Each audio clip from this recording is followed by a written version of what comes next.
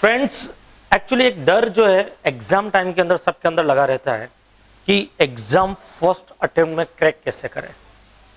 देखो एक चीज बता देता हूं मैं, अपनी लाइफ में एक चीज याद रखना, ये जो मोमेंट है ना आपका, जो ये 3-4 महीने एग्जाम टाइम से पहले का, ये सबसे क्रूशियल मोमेंट होता है। उसमें हमारे साथ में क्या क्या प्रॉब्लम्स होती है, पढ़ने में मन नहीं लगता है, कई बार माइंड डाइवर्ट हो जाता है, टेंशन बढ़ जाती है दिमाग के अंदर। जिनका पढ़ने में मन लगता है तो उनके दिमाग में टेंशन आ जाती है, एक प्रेशर क्रिएट हो जाता है कि फर्स्ट अटेम्प्ट में हमको क्लियर करना है, नहीं क्लियर किया तो क्या होगा। ऐसे टेंशन लेकर के हम पढ़ना शुरू कर देते हैं और जिसका नतीजा हमेशा गलत निकलता है। मैं आपको एक छोटे से एग्जाम्पल से एक चीज बताना चाहता हूँ। इधर देखो, एक छोटा सा एग्जाम्पल लेते हैं। लाइफ में या तो प्रॉब्लम है या नहीं है, दो में से एक चीज होगी। या तो प्रॉब्लम है यस, या नहीं है नो। अगर प्रॉब्लम नहीं है लाइफ में तो नो टेंशन, टेंशन लेने का ही नहीं। और अगर प्रॉब्लम है लाइफ में तो फिर उसका सोल्यूशन देखो। सोल्यूशन देखोगे तो दो ऑप्शन आएंगे, सोल्यूशन है यस तो नो टेंशन, जब सोल्यूशन है उस चीज का तो क्यों टेंशन ले रहे हो। दूसरा है नो, जब सोल्यूशन नहीं है उस चीज का तो टेंशन लेकर के भी क्या कर लोगे, तब भी नो टेंशन। जब सोल्व होनी ही नहीं है प्रॉब्लम तो आप टेंशन लोगे तब भी नहीं होगी वो। और एक चीज बता दूं मैं, ऐसा कोई प्रॉब्लम नहीं है जिसका कोई सोल्यूशन नहीं होता है। हर प्रॉब्लम अपने साथ में दो सोल्यूशन लेकर के आती है। फर्क ये कि हम देख नहीं पाते हैं। हमने हमेशा फोकस सोल्यूशन की बजाय प्रॉब्लम पे किया है। जिस दिन हम प्रॉब्लम से फोकस हटा करके सोल्यूशन पे फोकस करेंगे ना, हर चीज चुटकियों में सोल्व हो जाएगी। हम फोकस करते हैं कि नवंबर में हमारे एग्जाम है, नवंबर फर्स्ट वीक में एग्जाम है, एग्जाम की तैयारी नहीं हुई है, हम उस पर फोकस कर रहे हैं कि एग्जाम की तैयारी नहीं हुई है। हम कभी इस पे फोकस नहीं करते कि इतने टाइम में एग्जाम की तैयारी कैसे करें। जिस दिन हम हमारे सोल्यूशन पे फोकस करना सीख जाएंगे ना, उस दिन प्रॉब्लम ही खत्म हो जाएगी हमारी लाइफ की। अब एग्जाम से पहले पढ़ना कैसे है। आपके पास में दो ग्रुप हैं सीए फाइनल में। मैं सीए फाइनल के पॉइंट ऑफ व्यू से बता रहा हूं ये, ठीक है। आज 23 जुलाई 2015 को ये रिकॉर्ड हो रहा है, तो मैं जो डेज काउंट करूंगा वो कल से काउंट करूंगा। आपके पास में दो ग्रुप क्लियर करने हैं, ग्रुप 1 एंड ग्रुप 2 बराबर। फर्स्ट ग्रुप के अंदर आपके पास में दो सब्जेक्ट हैं, अकाउंट्स, एसएफएम, जो प्रैक्टिकल है, जिनमें आप स्कोर कर सकते हो। उसके बाद में ऑडिट एंड लॉ, ये थ्योरी सब्जेक्ट है, बट एक बात बता दो, स्कोरिंग सब्जेक्ट ये भी है अगर प्रॉपर वे में आंसर को प्रेजेंट किया जाए तो। सेकंड ग्रुप के अंदर आपके कॉस्टिंग ओआर एंड ओआर, इसका डीटी एंड आईडीटी। हर ग्रुप में दो सब्जेक्ट आपके प्रिपेयर होने चाहिए 60 मार्क्स के लिए, मतलब एग्जाम्शन के लिए। दो सब्जेक्ट आपको एग्जाम्शन के लिए पकड़ करके चलना पड़ेगा। कई लोगों का थ्योरी वीक होता है तो कईयों का प्रैक्टिकल वीक होता है, ये चीज सब में होती है। तो इसका मतलब ये नहीं है कि वीक है तो हम पास ही नहीं हो पाएंगे। पासिंग मार्क्स 40 होते हैं, पासिंग मार्क्स 40 होते हैं। इसका मतलब अगर हमारा जो स्ट्रॉन्ग पॉइंट है उस पर फोकस करें ढंग से कि उनमें एग्जाम्शन आए। जैसे किसी का प्रैक्टिकल है तो ये दो सब्जेक्ट आप 60 मार्क्स की तैयारी को लेकर या 60 मार्क्स के लिए तैयार करो। अब 60 मार्क्स के लिए तैयार करने का मतलब है कि आपका सब्जेक्ट पूरी तरह से थोरोली होना चाहिए, बराबर है। दो सब्जेक्ट अगर आपके वीक भी है तो कोई टेंशन नहीं है, कम से कम 50-60 मार्क्स के लिए तैयार करोगे तभी 40-45 मार्क्स आ जाते हैं। जनरली क्या होता है, एक पेपर टफ आता है, बराबर है। जो एक पेपर टफ आता है तो हमारे ये दो सब्जेक्ट है वो नहीं यहाँ पार लगा देंगे। अगर इनमें से कोई टफ आया 40-45 मार्क्स आ गए, बराबर है, तो ये दो जो पेपर है वो बाकी के नहीं पार लगा देंगे। लेकिन इनमें से अगर एक टफ आ गया, इसलिए मैंने दूसरा बोला कि 60 के लिए तैयार करके चलो, दूसरा पेपर नहीं पार लगाएगा। इसलिए दो पेपर, हर ग्रुप में दो पेपर एग्जाम्शन के लिए लेकर के चलना अगर आपको ग्रुप क्लियर करना हो। सबसे पहली चीज, हर पेपर को तैयार करने का एक तरीका होता है। जैसे एग्जाम्पल के लिए अकाउंट्स है, अब अकाउंट्स में आपको एक दिन का लीव मिलेगा एग्जाम टाइम में, एक दिन के लीव में आप कैसे कर पाओगे। अकाउंट्स इतना वास्ट है, आप होल्डिंग का क्वेश्चन करने बैठोगे, अमलगमिशन क्वेश्चन करने बैठोगे, शायद वही पूरे नहीं हो पाए एक दिन के अंदर, बराबर है। तो प्रैक्टिस तब नहीं की जाती जब एग्जाम होता है, प्रैक्टिस उससे पहले की जाती है। आपको कम से कम प्रैक्टिकल सब्जेक्ट जो आपके हैं वो कम से कम आपके 2 टाइम्स हाथ से सोल्व किए हुए होने चाहिए, हाथ से लिख करके सोल्व करने हैं आपको। कई लोग हवा में सोल्व करते हैं, आदत होती है कैलकुलेटर पे कैलकुलेशन कर दी, सही आ रहा, दैट्स ऑल। वहां पे टाइम कंज्यूम कहां पे होता है पता है, जब क्वेश्चन पढ़ते हैं तो हमको ये मालूम नहीं कि फॉर्मेट कौन सा बनेगा यहाँ पर, फिर दिमाग वहां पे 2-3 मिनट तो वहां पे चले जाते, फॉर्मेट पहले ऐसा बनाएंगे, फिर मालूम चलता नहीं ऐसा नहीं बनेगा, फिर ऐसा फॉर्मेट बनाएंगे, वहां पे टाइम कंज्यूम हो जाएगा आपका। और पेपर इस तरह से तैयार किया जाता है कि 3 घंटे में एग्जैक्ट खत्म होगा। इसका मतलब आप 1 मिनट भी लेट करते तो 1 मिनट का पेपर छूटेगा, 2 मिनट लेट करते तो 2 मिनट का पेपर छूटेगा, और ये डेफिनेटली होगा आपके साथ में, डेफिनेटली होगा। इसका मतलब अगर 5 मिनट लेट हो गया हमारा, एक क्वेश्चन 5 मिनट सोल्व करके फिर काट दिया, इसका मतलब 5 मिनट का पेपर छूटेगा हमारा, ये डेफिनेटली होगा। तो करना क्या होता है वहां पर, आपकी पढ़ाई देखो, कई स्टूडेंट्स क्या करते हैं पूरे साल पढ़ते हैं फिर भी पास नहीं हो पाते हैं। वो 3 घंटे ना 3 घंटे, उसमें चीज क्लिक होना बहुत जरूरी है, वहां पर हम लोग गलतियां कर जाते हैं। सबसे पहली चीज, जब आप इनको 2 टाइम्स लिख करके सोल्व करेंगे तो कॉन्फिडेंस आएगा आपके अंदर। 2 टाइम्स स्टडी मटेरियल जरूर करके जाना। स्टडी मटेरियल बोले तो पीएम उनके क्वेश्चन सोल्व होने चाहिए, या स्टडी मटेरियल जो उनके क्वेश्चन सोल्व होने चाहिए वो हाथ से किए हुए होने चाहिए आपके, बराबर है। अकाउंट्स को क्रैक करने के लिए accounting standard important role play करेंगे आपके। अकाउंटिंग स्टैंडर्ड वो है 3 डेज में थोरोली रिवाइज किए जा सकते हैं। मतलब एक बार अगर आपने उनको पढ़ लिया, एक बार 3 डेज मैक्सिमम बोल रहा हूं, एक बार पढ़ने के बाद तो 2 डेज में भी हो जाते हैं वो। 8 घंटे 10 घंटे में एक दिन का 10 घंटे की पढ़ाई मान करके चल रहा हूं, क्योंकि और कोई ऑप्शन नहीं, अब 8-10 घंटे पढ़ना पड़ेगा आपको। 2 दिन के अंदर एस खत्म हो जाते हैं। हम 3 दिन पकड़ते हैं अकाउंट्स के लिए, 3 डेज जो अकाउंटिंग स्टैंडर्ड कंप्लीट करके देंगे, बराबर है। और miscellaneous topics including valuation of share and valuation of goodwill and share based payment, EVA, ये जो आपके टॉपिक्स है, ह्यूमन रिसोर्सेज, बराबर है।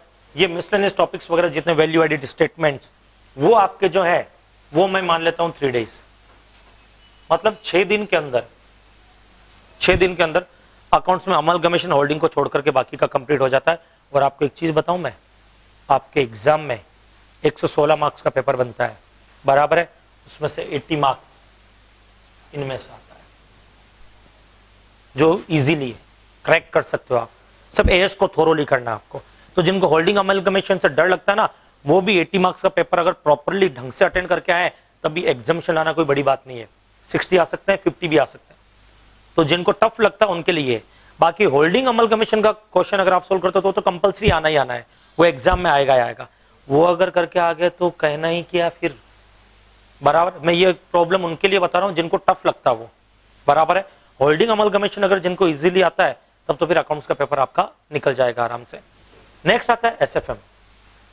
एसएफएम भी 2 टाइम्स लिख करके सोल्व करना है, लिख करके सोल्व करना है, जिसमें derivatives, portfolio management, leasing, forex, ये वो चैप्टर है जिनका एक दूसरे से कोई कनेक्शन नहीं होता जनरली। तो ये चैप्टर एक ब्लॉक में डाल करके आप तैयार कर सकते हो। और कुछ चैप्टर से तो जो कनेक्टेड होता है उनको एक साथ करो, जैसे dividend policy, cost of capital. Actually cost of capital CA final में नहीं है, बट उसके फॉर्मूले यूज होते हैं, बराबर है। तो उसमें क्या क्या लेंगे, valuation of securities, valuation of bond, आपके merger and acquisition, dividend policy, बराबर। ये सारे टॉपिक्स जो हैं वो एक साथ करो, क्योंकि इनके फॉर्मूले एक दूसरे से कनेक्टेड होते हैं। और हो सके लॉजिक समझो, कॉन्सेप्ट समझो, क्यों फॉर्मूला बना तो क्यों बना, और ऐसा ही क्यों किया जाता है। जिस दिन ये चीज समझ में आ गई ना, क्यों होता है, कैसा होता है, कब होता है, उस दिन आपको एसएफएम से डर निकल जाएगा आपका। ये डर होने का रीजन ये है कि हमको फॉर्मूला दिया जाता है, हम रट्टा मारते हैं। थोड़ी सी सिचुएशन चेंज कर दी ना क्वेश्चन में तो दिमाग खराब हो जाता है वहां पर। तो बेटर कि जब कॉन्सेप्ट क्लियर रहेगा कि क्यों होता है, कैसे होता है, तो प्रॉब्लम ही खत्म हो जाएगी। ऑडिट के अंदर आपके code of ethics, standards on auditing, एसेस और कंपनी ऑडिट, ये जो है ना, ये आपका 72-75 मार्क्स का पेपर कवर करते हैं। 72-75 मार्क्स का पेपर। कोड ऑफ एथिक्स एक दिन में पढ़ा जा सकता है। पहली बार पढ़ रहे हो तो 3 दिन लगेंगे, लेकिन एक बार पढ़ने के बाद एक दिन में कोड ऑफ एथिक्स पढ़ा जा सकता है। कंपनी ऑडिट आपको कारो ढंग से करके जाना है इसके अंदर, बराबर है। और न्यू कंपनी ऑडिट आया तो आप कंपनी लॉ में भी पढ़ोगे, वही यहां पर है सेम। कोड ऑफ एथिक्स और ऐसे अगर आपने प्रॉपर्ली जब पढ़ते हो तो उनके नोट्स बनाओ, लिखो। एक्चुअली हम क्या करते हैं कि किसी अलग अलग ऑथर की बुक रेफर करके सिर्फ उनको रट्टा मारते हैं। याद रखना, जब तक नोट्स आप खुद नहीं बनाओगे तब तक उस सब्जेक्ट से डर लगेगा आपको। अपने हाथ से लिखो नोट्स को बाकायदा। ऐसे 200 लिख रहे हो, 200 पढ़ो तो 200 ऑब्जेक्ट क्या है, प्रिंसिपल्स क्या है, स्कोप क्या है, फिर उनके बाइफर्केशन, कौन कौन से स्कोप आपके दिए गए हैं, ये ऐसे डायग्राम आप खुद बनाओ। खुद ऐसे नोट्स बनाओगे तो कॉन्सेप्ट क्लियर होगा कि कहां पे कौन सा ऐसे एप्लीकेबल होना है, बराबर है। उसके बाद में आपके आता है लॉ, डायरेक्टर्स वो आपको एक बार ढंग से थोरोली करना पड़ेगा, बराबर है। उसके अलावा इन्वेस्टिगेशन हो गया आपके इसके अंदर, ऑपरेशन मिसमैनेजमेंट हो गया, बराबर है। तो ये कुछ टॉपिक्स हैं जो रेगुलरली बेसिस पे आते हैं इनको, और यहां पर आंसर लिखने का जो तरीका होता है ना वो सबसे इंपॉर्टेंट होता है, खासतौर से लॉ और ऑडिट में। हम क्या करते हैं, आंसर कुछ भी लिख करके आते हैं, आंसर सही लिख करके आते हैं बट मार्क्स नहीं मिलते, वहां पे हम सबसे बड़ी गलती करते हैं। आप आंसर कैसे लिखते हो, आपसे अगर ये पूछ लिया जाता है, सीधा सिंपल सा है कि एक चार्टर्ड अकाउंटेंट है, ऑडिट का एक छोटा सा क्वेश्चन लेता हूं, एक चार्टर्ड अकाउंटेंट है जो न्यूज़पेपर में एडवर्टीजमेंट करता है, तो हम सब जानते हैं मिसकंडक्ट है, तो वहां पे स्टूडेंट लिख करके आते हैं कि ये मिसकंडक्ट माना जाएगा, कई के जन एज पर क्लोज 6 भी लिख देंगे। 5 मार्क्स का क्वेश्चन या 4 मार्क्स का क्वेश्चन है, 1 नंबर मिलेगा, टाटा बाय बाय, जबकि आंसर सही है आपका। तो सर कैसे लिखें, पहले आपको लिखना पड़ेगा क्लोज नंबर 6 वो क्या कहता, पहले उसको एक्सप्लेन करो, क्लोज 6 को पहले एक्सप्लेन करो। ज्यादा एक्सप्लेन नहीं कर पाओ तो कम से कम 4-5 एक्सपेंडिचर के नाम और एग्जाम्पल तो लिखो उसमें, जिसमें वो भी कवर हो जो आपके क्वेश्चन में पूछा गया है। उसके बाद ये हो गया प्रोविजन, और क्लोज 6 लिखना, आपको पूरा लिखना है, clause 6 of part first of the first schedule of C act 1949, वहां तक लिखना है। फिर आपको प्रोविजन पूरा का पूरा मेंशन करना है यहाँ पर, फिर आपको पूरा पूरा प्रोविजन लिखना है। उसके बाद फैक्ट जो क्वेश्चन में दिया गया है, क्वेश्चन में उन्होंने क्या दिया वो 2 लाइन में फैक्ट लिखो, बाद में कंक्लूजन आएगा आपका। आपको इसके मार्क्स मिलेंगे 2 मार्क्स, 1 मार्क फैक्ट का, 1 मार्क्स कंक्लूजन का। जब आप सिर्फ कंक्लूजन लिख करके आ रहे हो तो 1 ही नंबर मिलेगा आपको, समझ में आया। तो आंसर के प्रेजेंटेशन पे ध्यान दो, इसमें मार्क्स चले जाते हैं आप लोगों के। उसके बाद में आते हैं कॉस्टिंग ओवर। कॉस्टिंग अगर आपको टफ लगता है, देखो मैं ये सारे पेपर की तैयारी उसी हिसाब से बता रहा हूं, जिनको ये पेपर टफ लगता है, इजी लगता है वो तो सभी पढ़ सकता है, जिनको टफ लगता है उसके हिसाब से। कॉस्टिंग ओवर अगर आपको टफ लगता है तो ओवर जो है ना उसको लिख लिख करके सोल्व करो, 2-2 बार, हर क्वेश्चन को 2 टाइम्स लिख करके सोल्व करो। ओवर प्रैक्टिस मांगता है, टफ नहीं है ओवर, ओवर एक्चुअली प्रैक्टिस मांगता है, तो टफ नहीं है, उसको लिख करके सोल्व करना पड़ेगा आपको। यहाँ पे प्रैक्टिस दो ओआर को। और कॉस्टिंग अगर आपको टफ लगता है तो थ्योरी, कॉस्टिंग की थ्योरी और मिसलेनियस टॉपिक्स। मिसलेनियस टॉपिक्स में relevant costing, standard costing, marginal costing को छोड़ करके बता रहा हूं मैं, क्योंकि आपके 30 मार्क्स टू 40 मार्क्स के करीब का ओआर आता है, 20 मार्क्स की थ्योरी कवर होती है, 20 मार्क्स की थ्योरी कवर होती है। और उसके बाद में आपके जो ये रेलेवेंट मिसलेनियस टॉपिक्स आते हैं ना आपके, कौन से, ये आपके जेआईटी वगैरह के, बराबर है, टारगेट कॉस्टिंग, ये जो टॉपिक है ये आपके कवर करते हैं आपके 5 to 10 मार्क्स। ये भी करते तो अभी आपके 40-45 मार्क्स आराम से निकाले जा सकते हैं। नाउ अब यहां पर ओआर अगर आपका 30 मार्क्स का मिनिमम आता है, जिसमें टफ नहीं है, सिर्फ प्रैक्टिस मांगता हो, तो मतलब डर वाली चीज है ना वो निकल जाएगी आपकी। इसके अलावा थ्योरी, थ्योरी को करने में 1 दिन लगेगा आपको, पीएम से कर सकते हो, मॉड्यूल से कर सकते हो, अलग अलग ऑथर की बुक में भी आती है, आपके क्लासेस के नोट्स में भी आपको थ्योरी अवेलेबल होगी, वो कर सकते हो। वो हो गया, ये हो गया।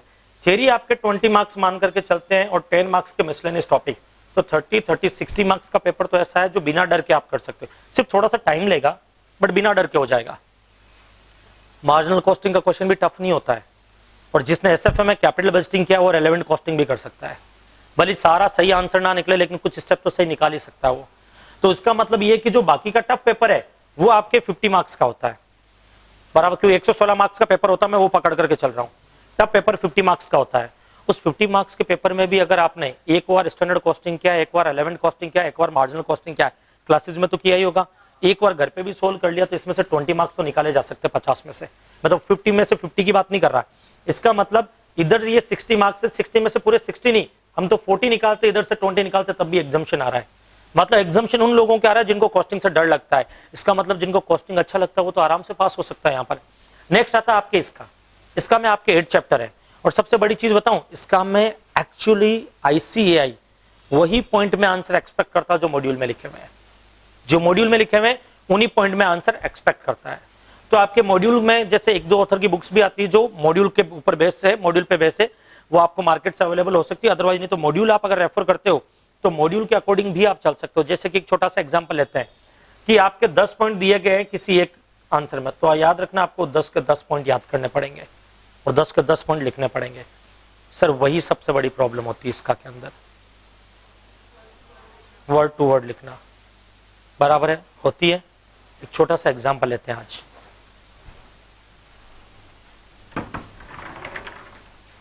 मैं जो टेक्निक आपको याद करने की बता रहा हूं, ये टेक्निक याद रखना दोस्तों, फर्स्ट टाइम आप यूज करोगे, ज्यादा चैप्टर में मत करना, 2 या 3 चैप्टर में करना, बराबर है। एग्जाम्पल के लिए छोटा सा एग्जाम्पल लेते हैं, कुछ पॉइंट्स हम मेंशन करते हैं यहाँ पर। जैसे इसका है, इसका क्या आपके कुछ पॉइंट्स है, जैसे इंफॉर्मेशन से रिलेटेड है कि इंफॉर्मेशन के फीचर्स क्या क्या होने चाहिए। ऑब्जेक्टिव, बराबर। दूसरा रिलायबिलिटी, अवेलेबिलिटी और करेक्टनेस। देखो मैं अपने हिसाब से लिख रहा हूं, मुझे नहीं मालूम है कि होता है या नहीं होता है, ठीक है ना। और फ्रीक्वेंसी और रेट, रेट अलग से, हाँ उसमें बैठ ही नहीं रहा। चलो ठीक है, एक छोटा सा एग्जांपल ले लेते हैं। ये 5 पॉइंट आपको याद करना है। आपके कोई भी, जैसे आप लोग मूवीज देखते हो, देखो लोगों के दिमाग में एक चीज रहती है कि उनकी मेमोरी बहुत कमजोर होती है। एक्चुअली मेमोरी किसी की कमजोर नहीं होती। अगर मेमोरी कमजोर होती तो आपको आपके डेट ऑफ बर्थ याद नहीं होनी चाहिए। मेमोरी कमजोर होती तो आपको अपने रिलेटिव्स के नाम भूल जाने चाहिए। मेमोरी कमजोर होती तो आपने बचपन के अंदर कच्चे और खरगोश की कहानी पढ़ी, वो भी भूल जाना चाहिए था आपको, लेकिन नहीं भूले हो आप, आज भी याद है। 1999 के वर्ल्ड कप में सौरव गांगुली ने 183 रन मारे, तो वो आज भी याद है। तो क्या बार बार रिवाइज करते हो उस मैच को? नहीं। मूवीज देख करके आते हो, उसकी कहानी याद रहती है, गाने सुनते हो, गाने याद रहते हैं, क्या बार बार रिवाइज करते हो उन गानों को? नहीं। एक्चुअली हमको वही चीज याद होती है जिसमें हमारा इंटरेस्ट होता है। इसका मतलब किसी भी चीज को इंटरेस्टिंग बनाना पड़ता है, और इसी चीज को याद करने के लिए मैं एक इंटरेस्टिंग बनाने का तरीका बताता हूं। सबसे पहले क्या करो कि 15 पेजेस की एक बुक बनाओ, उसमें हर चैप्टर का लिखो, चैप्टर नंबर 1 जो आप पढ़ रहे हो, उसके जो पॉइंट्स हैं वो पॉइंट्स लिखो, 1 2 3 4 5 जो भी। जैसे ये क्वेश्चन आ गया, chapter 1 number, question number 1, features of information, point 1 point 2 point 3 point 4 point 5। सिर्फ मेन पॉइंट लिखो, मेन पॉइंट। मेन पॉइंट लिखने के बाद में अब इनको आपको याद करना है।